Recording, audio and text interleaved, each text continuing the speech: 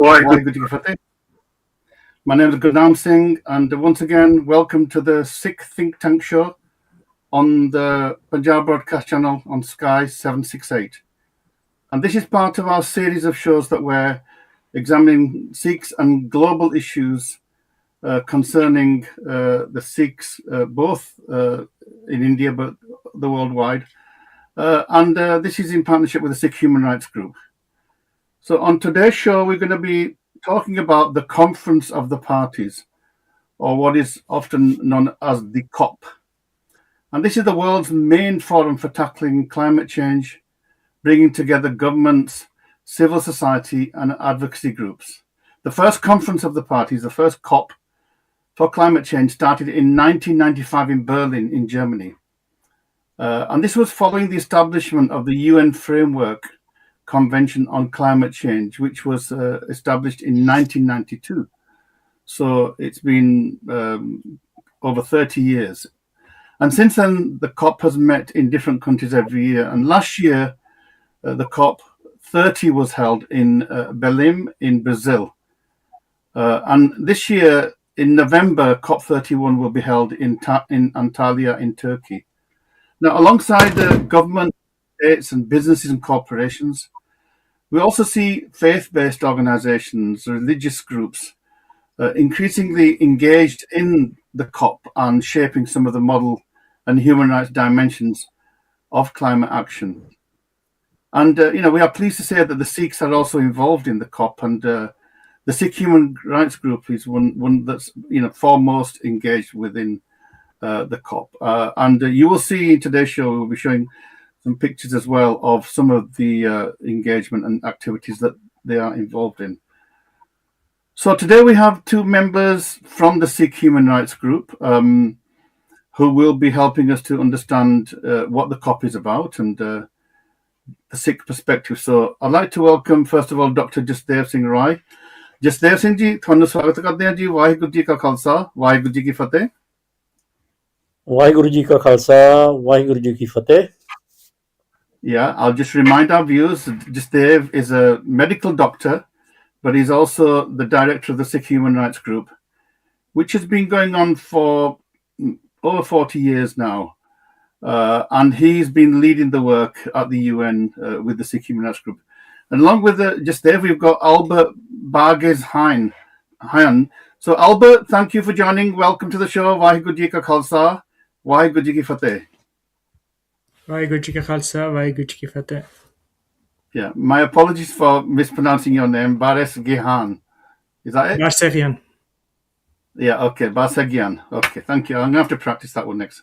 So Albert he represents the Sikh Human Rights Group in the United Nations Geneva office, and he specializes on the strategic development goals, climate action, and human rights itself. So, once again, welcome to the viewers and welcome to our guests. So let's just kick off, Albert, if we can, with you, just to set the scene for our viewers. What is the COP? I mentioned it very briefly, but what is the COP and why is it such a critical platform in the global response to climate change? Why is it so necessary? First of all, thank you very much for having me here, and hello everyone. As you rightly mentioned, the COP is the most important conference for combating climate change. It has started with the Earth Summit.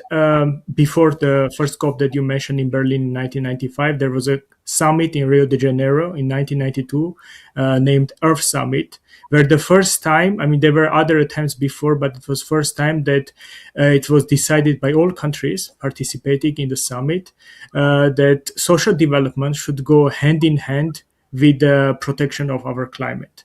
So our planet is getting warmer and warmer, and then there was this very need to negotiate for the planet. Before that, we know, it's very, all the diplomatic negotiations, summits, conferences existed also in the ancient world, right? Peace negotiations were very common. It was first time in the COP1 that you mentioned in Berlin, and then COPs going on, that once a year, countries are getting together in a host nation to discuss the future, to negotiate the future of our planet. It's very unique in the development cooperation. Here, there are not issues about political borders. I mean, there are, of course, political issues, but we are negotiating not peace and war. We are negotiating actually our existence as human species and other species in this planet. So, in that regard, it's very important and very interesting what is happening in every COP. As you mentioned, now we are already heading towards, we are in 2026, we are heading towards to the COP31, which will be hosted in Antalya in Turkey, and the presidency will be from Australia. It was negotiated outcome for the host country. There is a review of progress of the previous negotiations. There is also negotiations of the new targets and raising the ambition. Having these COPs is very important as a platform, but it's also very important for having binding targets. First binding targets came in 1997 with Kyoto, when the developed nations agreed all to cut their emissions. And most famously known 2015 Paris Agreement agreed that everyone needs to cut the emissions in order to achieve to 2 degree goal. So the planet shouldn't be heated more than that. And I mean, despite all criticism, the COP has been a resounding success as such, because we can see now that if the COP didn't exist, the emissions would have risen from 2019 degree level to 2035 from 20 to 48 degree percent. But now we have the decrease of the emissions by 12%. So it's quite important success. Okay, thank you for that overview. It's really kind of very clear what it's about. I'm going to come back to you afterwards, but if I can come to you, Dr. Rai, I'm just picking up on that last point that Albert made around progress. You know, COP summits often attract quite a lot of criticism for ambitious pledges, but often seen as slow progress. So from a civil society viewpoint, where has the COP made a real difference, and where has it maybe failed to impact as it should have done? Just their thing. Okay. One of the things about activists is they always expect everything to change tomorrow. So I mean, you have to travel to work. You can't start, or sometimes you have to go to just the studio, for instance. You can't start riding bicycles everywhere tomorrow. Okay, the world changes gradually. The machinery is going to change gradually, and things like that. And so what we have is a lot of criticism from people who think everybody should live like them in tents and jungles and things like that, or forests, or very simply. And then there's a journalist always focus on the negative thing, because positive things don't normally sell in the news. Okay, so they like to criticize.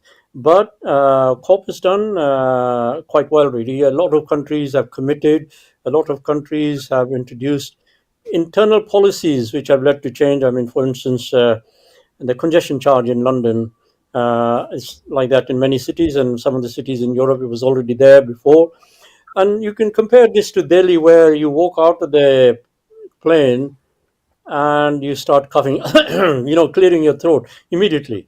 Whereas here, at least, I mean, the air is not that clean, but still it's not that bad.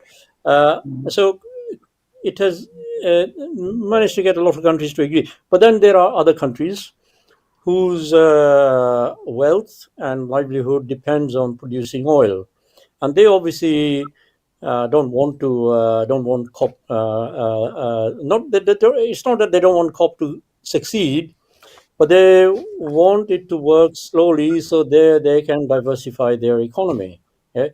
And the third factor is there are countries like China and India who are developing at a very fast pace.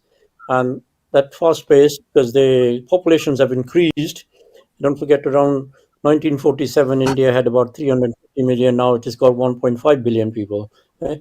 And to cope with that number of people, to provide soap and small things, even bicycles and cars and things like that, you have to have industry, and industry cannot survive simply on electricity or electric things like that. So they are using a lot of coal, and they are reducing. They've given commitments when they will reduce the coal.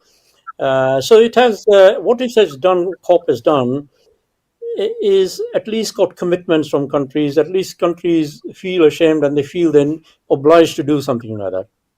Yeah. So Let me just pick. it's given the human beings the way we are, it's a success in that way. I mean, let me just pick up on the particular issue with what you call the bigger countries, because, taken together, they contribute, more than 3/4 of the world's greenhouse gases. If we take China, India, the US, maybe Brazil, and Europe, they are the main culprits. Now, we've been hearing that China has been making phenomenal progress towards renewable energy, in fact, outstripping all the expectations. And I know that in India as well, that they have got huge plans in place. And in the UK, we know that we've nearly got 50% now renewable energy. But on the other hand, if we think about the scale of the challenge, because what I hear is the fear isn't about reducing greenhouse gases, but reducing the temperature rise because of the tipping point. So is the pace of change sufficient to, as it were, to stop the tipping point? Because if we hit the tipping point, then in a sense, anything we do is going to be too late. Well, that's sort of a lot of the scientists and others are saying that we go beyond the tipping point, then it's going to be too late. Then there are others who are quite positive, hopeful that if we continue to find new inventions and often also use nature, we change our habits, then we can redraw back from the tipping point. Once you go over the point, we can start working backwards as well. And I think you're talking about like carbon capture, things like that. Yeah, carbon capture. Okay. And there are quite a lot of projects around the world. I mean, the one, as you know, the one affiliated with us, the Kadursa, they claim, and they've been asking scientists to come and verify. They've been planting trees which absorb more carbon than others. Okay, and they found that temperature in that area has gone down about 1.5 to 2 degrees compared to the rest of the areas. Okay? And the carbon in the air is also less than the rest of Punjab. So there are initiatives like this around the world, and there are also now machines coming up. These fans and things like that. Yeah. Okay. If I come back to you, Albert. Now, as I said in the introduction, you are actually the Sikh human rights representative, the Sikh human rights group president in the Geneva office. So why is it important that groups like the Sikh human rights group are present at the COP? I mean, you're a small fish in a huge ocean, and you've got these big countries.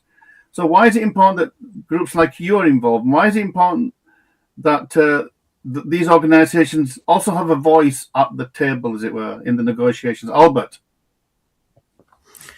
I mean, in 21st centuries, the NGO, civil society groups, movements are as influential if they have ideas to bring to the negotiation table as some other states. NGOs have been in the movement of the climate change for a very long time. Actually, they were also the ones who raised the issue and pushed the countries, their own governments, to act on that. And our presence in these kind of spaces, and especially in the climate conferences, is very much appreciated and very important. We are one of the few organizations inspired by the Sikh philosophy, which is bringing the importance of environment to a completely different level. I mean, Abrahamic religions don't have the same philosophical basis to bring to the table as the Sikhism. And I think we are going to discuss the teachings of Guru Nanak on this, so I don't want to anticipate. But it's very important for us to bring the Sikh perspective in the negotiations. And one thing that I can say at this stage is that any idea is very much welcome. And the ideas, for example, that we started back in Sharm el Sheikh in COP27 was taken afterwards by the Brazilian presidency last year in the form of Mutirao. And we have now this coalition of the NGOs for climate motivation and mobilization, which is saying that we as communities should be inspired, should be motivating, and should be mobilized. And we cannot let countries the monopoly to negotiate our planet's future. That's really interesting. Just there, if I can come back to you, Albert mentioned that the Sikhs have a unique kind of contribution to make in terms of the work around climate action. And of course, we often quote Guru Nanak, and his own Bani, Bhavana Guru Bani Pitamata Tartamat. So how do you see Sikh teachings not only underpinning maybe the work of the COP, but maybe driving some of that? Is that over ambitious? I mean, are we not dealing with a fait accompli with the global powers? Can we make a difference from below? Of course we can. In the end, the environment is not going to be saved just by countries. It's going to be saved by you, me, and the other person on the street or whoever. It's society. When society changes its attitudes. Now, the thinking behind Abrahamic religions is the whole of universe, the whole of the solar system was made for the benefit of man. Yeah, and man has to be responsible. So when does man become responsible, and when does a man stop taking it from the earth, etc.? Eastern philosophies, and particularly Gursikhi, Gurmukh tells us we are only one of the species in the world, of millions of species, and we have no more right or custodianship of this earth than, let's say, an ant has, or a mouse has, or a bird has, or somebody else has. Okay, and if we are then inspired spiritually to think ourselves as one of the many beings, they're all manifestations of the same one, then by taking their habitat and destroying it, we are essentially stealing from the same one who is part of us. And it doesn't make sense. So it's a different approach. And when we explain this to people, there many NGOs get very excited about this. They say, we never thought of things like that. We always think of custodianship, our duties, our responsibilities, but we don't think in terms of we're just a humble species in the planet, and we are overreaching ourselves, destroying everything. And that approach now we have created, as Albert said, a network of NGOs who've joined us in what we call climate motivation. We say, well, unless you motivate people to take action and motivate from their cultures, from their civilization, not necessarily what the science is saying, then people will be more proactive in their personal lives to try and take care of, try and be less disruptive of the environment, less destructive of the environment. And from that, then you mobilize people. And it's a growing coalition. We started with about 5 or 6, and now we've got about 40. And I think by next COP, we hope we'll get far more. And then what happens with a big coalition of NGOs is then you are taken a lot more seriously on the table, and they say, fine, let us not continue to drive just one message that the world is going to end in so many years. Let us drive other messages as well, messages of other civilizations and cultures which have been equally successful in many ways. Yeah, so it does make a difference, and I think we have a lot to teach. In fact, before you go away, we produced a T-shirt which had this, okay, and it had this back. There we are. Okay. Yeah. This free to many people, and they were wearing it at the COP proudly, and they were coming. The delegates from countries were saying, "Can we have one of those? Can we have one of those?" Yeah. So I thought it was really good.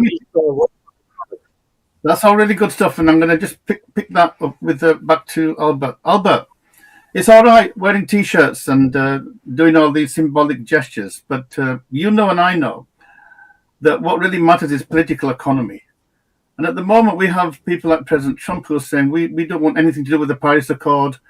You know, we have Putin and fighting his wars. And surely, unless you can try to align the interests of corporations with the interests of the planet, you cannot succeed. So how can we bring these two interests together? Or are these diametrically opposed to each other? I think this is what diplomacy is all about, trying to find a consensus that, as a matter of fact, all decisions in the COP are agreed by consensus. This is one of the reasons why it's not that ambitious as people would like, and that's why people are staying, diplomats are staying, but also we are staying until very late, last days of the negotiations to find a common language, find common language between the most radical environmentalists and the most polluting industries. It's not an easy task, but there are arguments to make. There are so many arguments to make that even the sons and daughters of the biggest oil companies are going to breathe in one way or another the same air that we are breathing. There are arguments to make also about the pressure that the governments can put on those kind of corporations. And as NGOs, what we are doing, we are having the bilaterals. We are having these bilateral meetings with governments, with countries which are like-minded, but also the countries which are not that much interested in these kind of talks. For example, even though Trump administration is not that much supportive, for example, to the climate change, we managed to have a side event in the US States Pavilion. It was mostly represented by some large US states like California. And we need to be able to work with all administration in any other countries to be able to find a solution. Today, maybe political climate will not be that favorable in one country. Tomorrow, the situation will change. It's a very long game, actually. No, I think you're right. And I think that's a really good point that you make, is that even the corporations are made up of people, and they have families and they have futures. And I think if there's one thing that unifies humanity is this threat, this existential threat, that actually when it comes to climate change, there's no boundaries, no borders. It's not like you can stop the climate change at a particular international border. Climate change doesn't have visa requirements. It just goes wherever it will take it.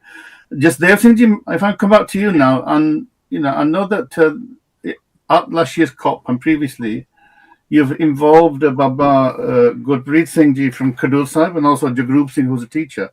We were hoping to have them on today, or at least get some clips from them.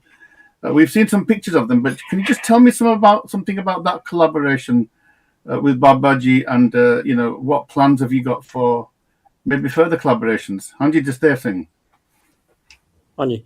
Well, I went to see their projects a few years ago. I think it's about 6 or 7 years ago, and it made me both emotional and very proud that we Sikhs have a lot to give the world, and we are doing a lot of things. We are not just walking in the streets and always going on about India this, India that, but there's a lot going on in the rest of the world within the Sikh population.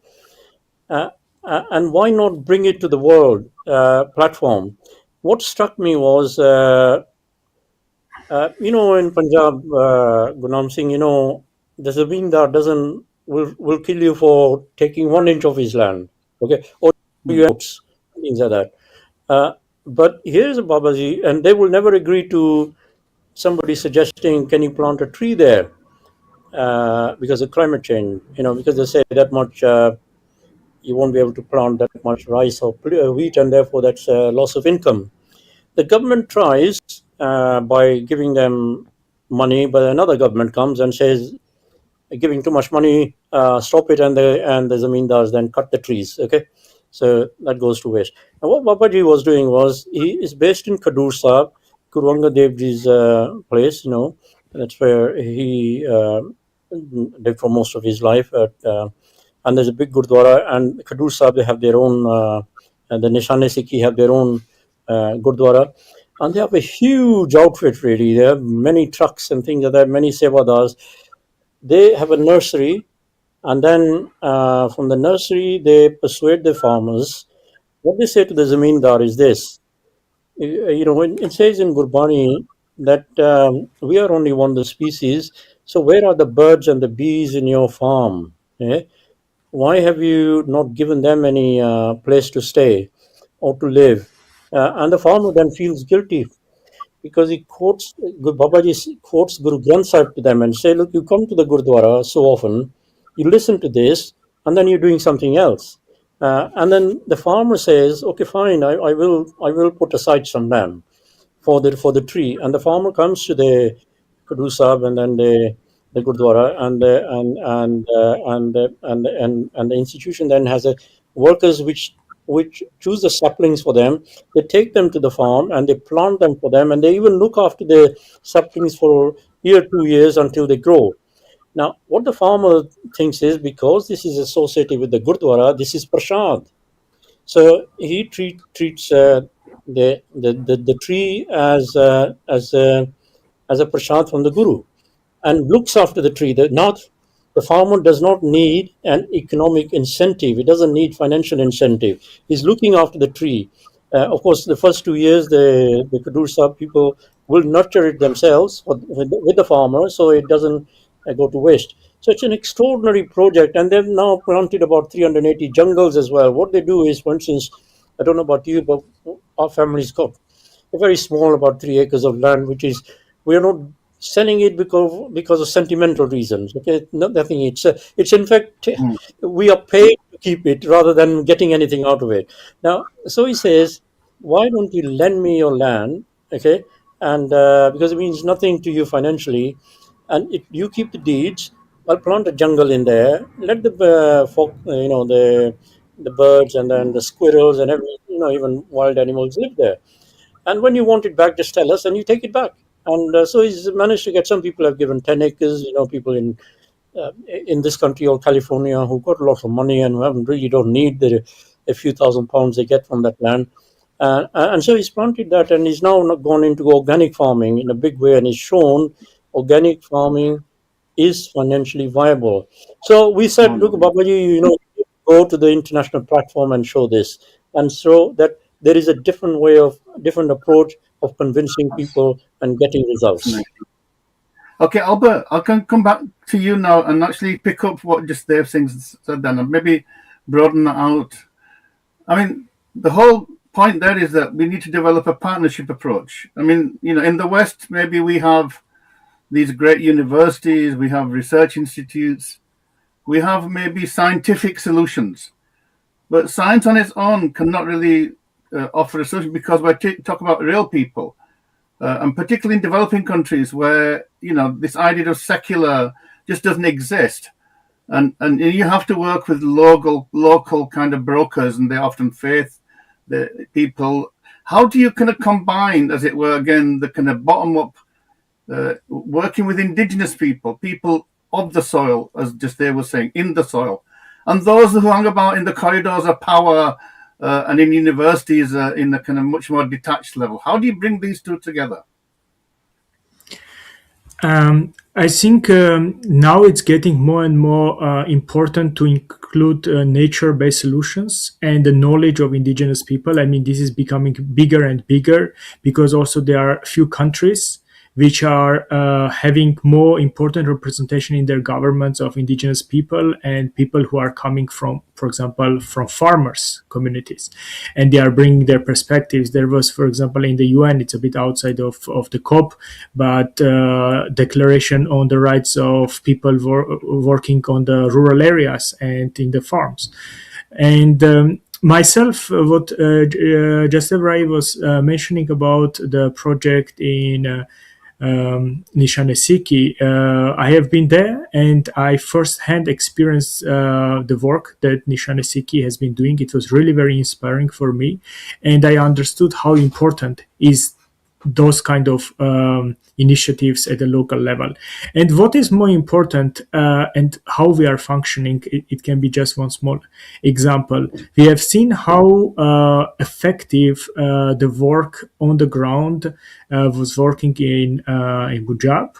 and we started to promote it during the climate summits, be it in Sharm el Sheikh, Dubai, Baku, Belém, or during the June climate meetings in COP, or climate summits, for example, the one I attended last year in Addis Ababa in Ethiopia.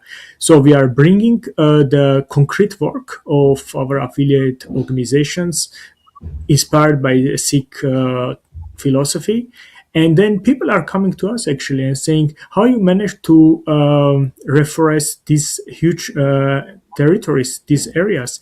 Can we learn from you? And right now we are actually working for putting in contact the work of Nishane Siki and the one of the countries who want to become beneficiary of those good practices. So to answer shortly to your question is that of course the work on the ground, it's the most important work that is done. Negotiations are important, but negotiations are just like meetings in any other company. The work is not done during the meeting. The work is done before and after meeting. The meeting is just check-in who is doing what. I mean, we need to do actually work on the ground, then to go and to say, look, we have done this. We managed to achieve so much. What you have done. And if you need any help, we can help each other. So we are also trying to use those conferences as places to build partnerships and to learn from each other. That's really fantastic. And again, Dr. Raif, I can come back to you precisely picking up that last point that Albert's saying. Actually, these meetings in whether it's in Antalya, in Brazil, or wherever, where people discuss what work is being done and what work needs to be done. The actual work is outside of the meeting, as we've been discussing. And so if we just move the focus away from India, maybe, or Punjab, which obviously that's a brilliant example of that with Babaji Gurpreet Singh Khadur.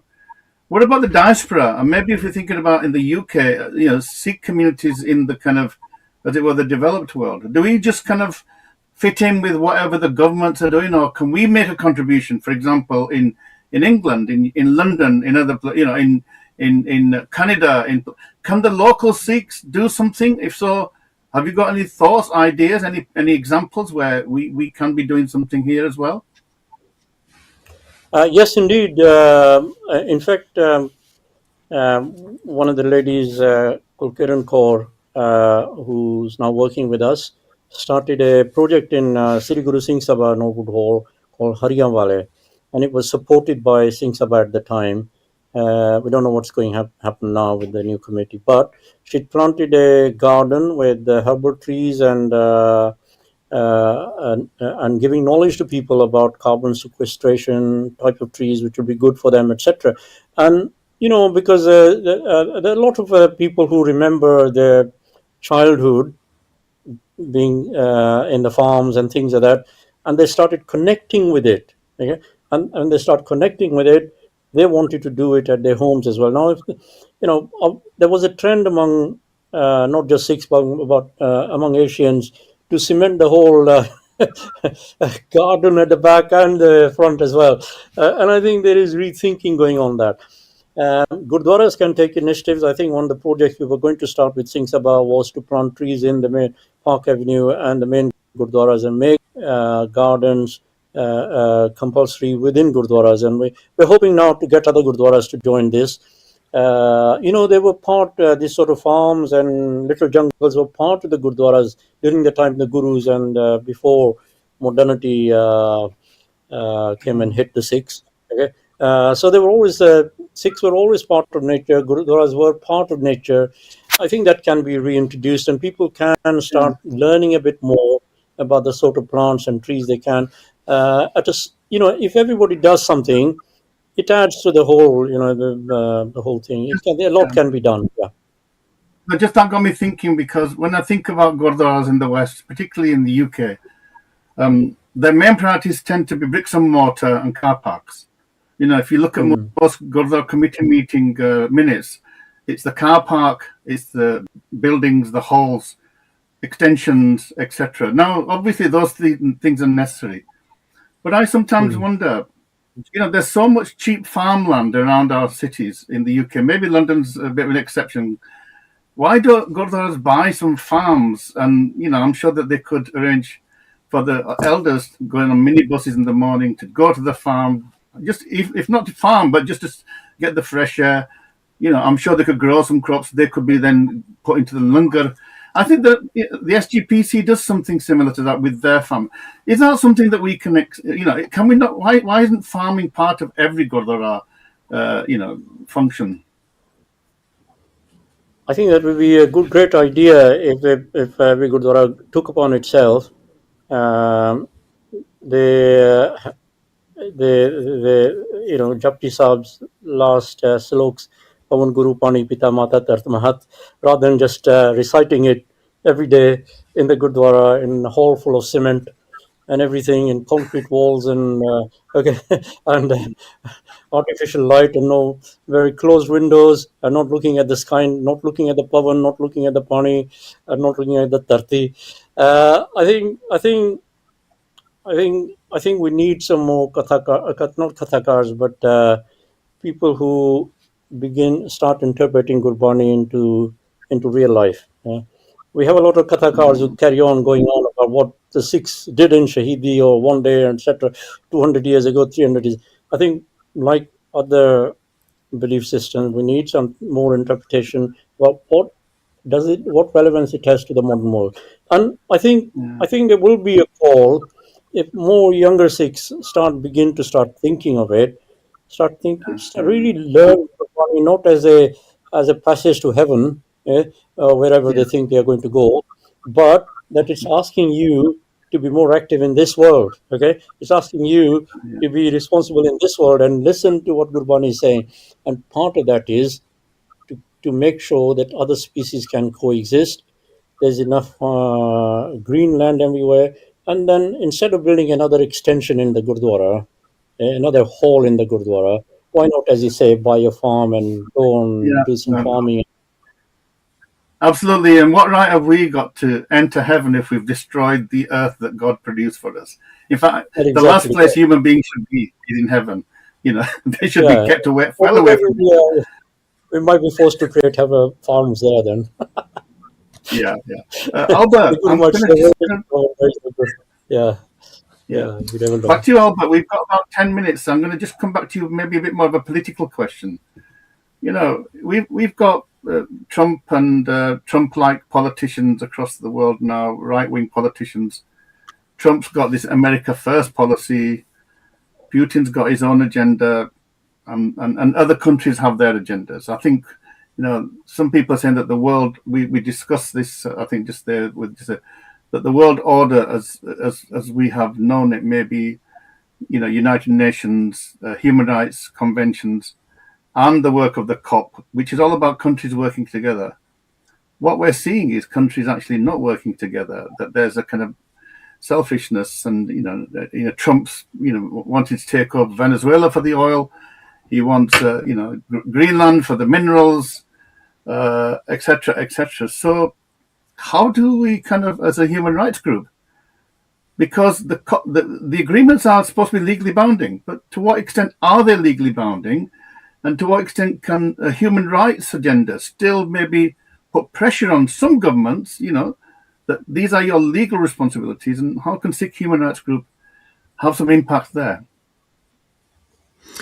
I think what is happening right now is showing that the multilateral system that we know now is much more necessary right now than it was necessary before. Of course, there are always people who don't want to play with the rules. We have a criminal code. At least in Switzerland, we have a criminal code. It doesn't mean that there are not any murders happening. There are rules, and then there are people who are breaking those rules. What is important to make sure that people who are breaking these rules then are going to be accountable for breaking the rules. And other countries, other players are not normalizing it. And I think that now there is a quite strong front for keeping the rules-based international order as it is, and making it more progressive and making it more fit for the 21st century. The order as such was not the most democratic one. You are mentioning that some countries, and you mentioned Trump's USA and Putin's Russia. These are two countries which are in the Security Council. Even like with an existing UN, they were a bit above the rules. Basically, the rules were only for the countries outside of the Security Council, and the countries which are inside of the Security Council, basically, they are a bit privileged than others. But for a human rights group like ours, we are pushing just like middle power countries, just like Switzerland, for example. What Switzerland is doing in this situation, I think you can ask the same question to a president of Swiss Confederation, and the answer is not going to be very different from an answer that will give you someone from a human rights group. We all want these rules. We want to make them better. We are not saying that those rules are the best, but at least they are rules, and we want that everyone plays with the same rules. If we don't agree on the rules, we are just negotiating and trying to find new rules. And if there are some people who are thinking that they're conscious, or their own ideas can be the guide for everyone else, I think there is need of the democratic processes within those countries to change the situation. So to answer is that everyone wants to maintain this cooperation, spirit of cooperation. There should be disagreements. It's not that we also agree with every single word, starting from that of the Universal Declaration on Human Rights, but we are sitting in every single meeting, doing our homework, preparing ahead of every single international gathering, be it a session of the Human Rights Council, be it the June meetings of the subsidiary bodies of the Conference of Parties, be it thematic or functional commissions in New York. Whatever it is, we are doing our work, and we are trying to change at least one comma, one word in negotiated documents, and building partnerships to make our voice stronger. But we are using these platforms, and these platforms are essential and super important for us, because there is no other way to go ahead unless you want to really start open military action against others who don't agree what you think is the universal truth. Yeah, thanks. Just Dave, I'm going to kind of slightly broaden that question to you, and very specifically, if you think about Donald Trump, he's at Davos at the moment, or he was yesterday, where he has established this new board of peace, which seems like a kind of a parallel to the United Nations. He has World Bank President Ajay Banga in there, Mario Rubio, Tony Blair, and Trump is going to head up, and he's even invited Putin.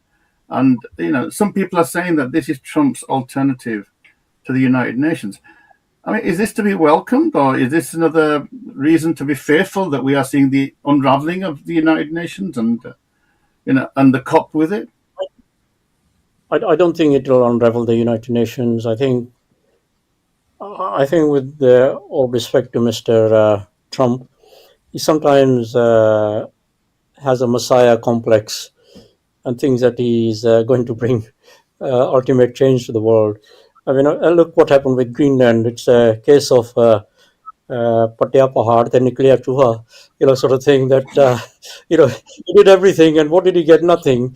He got what was already there on the table. It was just the Europeans found a way of convincing him, this is exactly what you want, and this is what we're giving you, but they didn't give anything new to him. Okay, and he came back saying, yeah, this is great, I won. I didn't win anything. Okay, the basis that's was the art of already there. negotiation. Isn't that the art of negotiation? You create a win-win situation.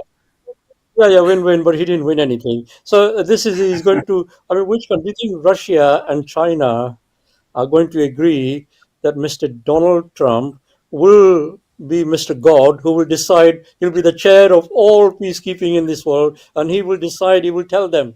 They're not going to agree. The UN is now very entrenched in a way. It's not going to fall apart that simply. And the great beauty about Western countries is every 4 years or 5 years you can kick out the man who creates most problems and bring another one in. Okay, so I don't think I think it will resilient. What will change when they say the change in world order? Don't forget what they're saying is change in world order. They're not saying change in world attitudes or civilization or Is the world is going to become more cruel, or going to start? People are going to start eating neighbors' children, or things are that stupid like that. Okay, uh, what does it just means? Power has shifted, and as Albert said, it's become more multilateral. And then other cultures are saying, well, look, you have a concept of individual human rights. We have a concept of individual human rights balanced responsibilities to the community, to the family, and they need to be incorporated. All these sort of things are going to change, and the West can no longer just rule with their own ideology. That's what the change is going to come. I don't think. I mean, it's too late for US now to control the world. Albert, some people are saying that, particularly people on the left, people like John Holloway and others, particularly those active in maybe Brazil and places like that, that really the only solution is to abandon the capitalist model, which is based on this idea of growth. And even today, if you think about it, all that Trump's concerned about is growth. China is looking at growth figures. The UK. Can we really save the world with this model that we've got at the moment, which I think David Harvey described it as it's about accumulation and dispossession. Can we really function on this system? Do we need to break the system, as John Holloway says? I mean, this question was posed to the diplomats in 2015 in New York when they were negotiating the Sustainable Development Goals. And we as a group are working a lot on Sustainable Development Goals. We are working on a certification of Gurdwaras and other community organizations, what they are doing to achieve the Sustainable Development Goals. And if you look at the Sustainable Development Goals, you can see there are some goals which are about growth also. But that growth should be a specific type of growth. It should be sustainable. By saying sustainable, we mean it should be a growth which is giving us today what we are really seeking, dreaming, want to have, without jeopardizing capacity and chances of future generations to have exactly what we have today. And this is very important. And this was also, building up on the SDG summit, on the summit of the future that we also attended. Our large delegation has attended in New York City. It was how we are going to build the future and the type of growth that is not going to endanger future generations. And I think it's also a very important ethical question. And all countries came together. I don't know what would have happened if the conference was this day, if we could have had like this consensus. But back in 2015, there was a consensus from all members of the United Nations, from the USA to Russia, to North Korea, to Indonesia, to India, to any African nation, to Latin America. Everyone has agreed that we want to build a world and we want to build type of relationship and economy also that is not going to endanger our future.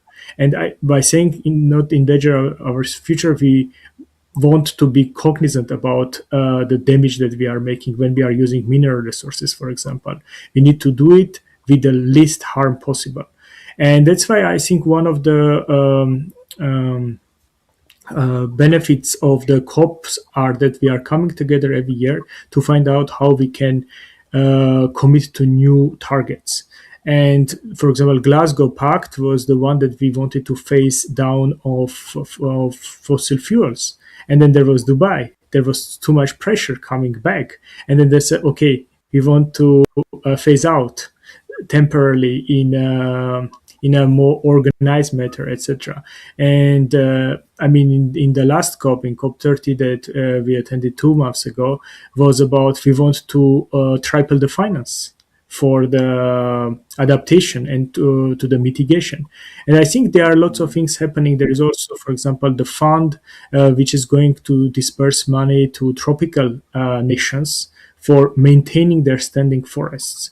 It's very classic, and why I'm bringing this example, because it's about whether the capitalist economy, the question that you are asking, can function in a way that sustainability is ensured.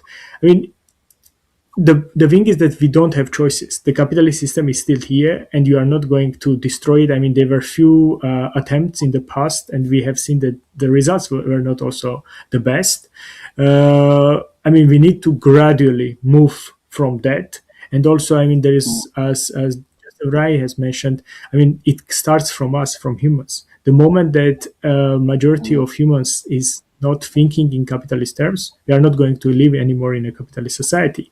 But to do it in a revolutionary way is going to be very difficult. But what we can do actually is to think how we can find a consensus between the needs of environment, between the needs of society, and that of the real economy.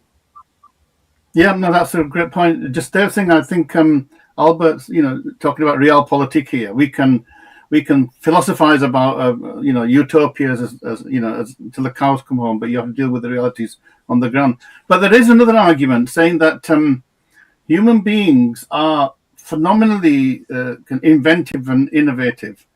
That if we look at human history, we seem to have kind of partly dealt with the crisis by innovating. Is this really the way? I mean, can technology? We talk about artificial intelligence. We talk about alternative energy sources. Can technology be the way in which we can maybe save the world, or is technology part of the problem, or both? I think technology has always been there right from the time when the cliche is when the first wheel was invented. The technology has always been there, and it's always been used when we started moving away from mud houses and caves to stone houses and things like that. It's to find the balance. Okay, technology. I remember the argument I had, when the government was introducing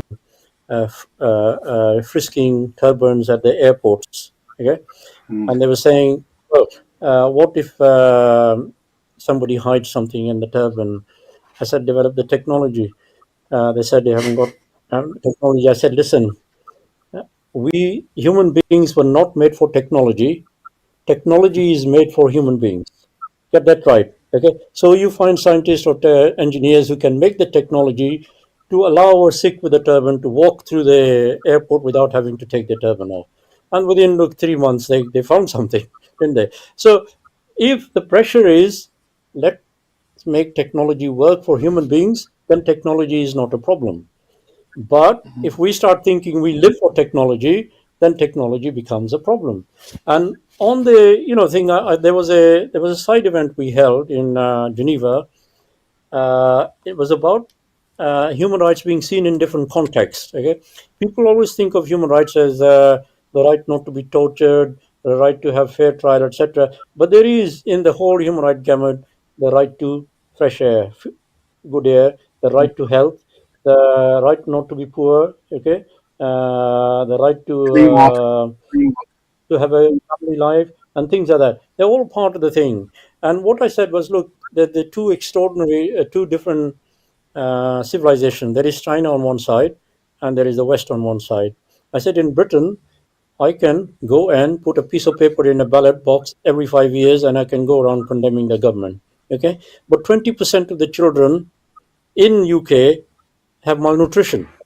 Okay, and in China, you can't go and put a vote somewhere, but they brought the hunger from 90% to 2% within space of 40 years. Now, in China, they don't like the idea of multi-billionaires. They say they bring them down and they say, fine, work for the state, work for the community. It's a different capitalist socialist model. Whereas in the West, it's about, well, how much Gurnam Singh can make and how much Dr. Rai can make and who can make the first billion. It doesn't matter about the rest. So I think there's a lot to learn from each other. There are countries, there is hope, and I think people will understand that we need different systems. Okay, and we're going to wrap up now, but I'm just going to give each one of you. We'll start with you, Albert. Maybe just the last minute or so to say any summing up points, or if there's anything that we've missed that you feel that you'd like to share on today's show. I just wanted to also say that we have brought with us lots of Sikh youth from the community in London. and it was a very amazing experience. It's also one of the ways of the Sikhs being involved in the climate negotiations. But also what we did, I don't know if we managed to have that photo also. We organized this year an exhibition. It was first time that we had this idea, both from Punjab and also from Sikh community in London. We collected the best drawings from children and also from teenagers, and we brought us with us to COP30 in Belém in Amazonia, and it was I think one of the few exhibitions that took place during the COP, representing what the new generations wants to see from the decision makers, and that they are ready to actually change something now with drawings, but also being part of this negotiation. And also, as Sikh Human Rights Group, we have accredited lots of youth negotiators to be part of the different clusters of negotiations to make sure that outcome documents are reflecting our ideas of ethics, our ideas of environmental protection, and also are guided by Guru Nanak's teachings. No, that's beautiful. Thank you very much. Just Dave, any final summing up comment or anything that you've missed that you'd like to share? No, I think Albert has summed it up really well. I think we would like more Sikhs to get involved and to tell the world what Gurmat is and what the Guru's messages are, and to bring it into practice, not into just a daily part, but that part has to be put into practice. So maybe Pavan Guru Pani Pita Mata Tat Mahat needs to be put into practice, and let's make it part of our life. No, thank you to Dr. Jasdev Singh Rai, and also thank you to Albert Baresegyan from Switzerland and from Vienna, and thank you to the channel as well for giving us this opportunity to share the thoughts. And just a few thoughts, closing from me. I think as climate negotiations continue behind closed doors, and the COP is obviously one of the most important places for that, the consequences, I think, of climate change are already being felt in open fields, flooded villages, scorched earths, and melting poles, landslides, and so on. The Sikh tradition reminds us that the earth is not a resource to be exploited, which is sadly how we see it at the moment, the world, but a sacred trust to be protected. As Dr. Jasdev Singh Rai said, that your mother, we believe in the Mother Earth. Earth is mother, and just like we would want to protect our own mothers, we should be protecting the earth, not just for ourselves, but for all people and for all generations to come.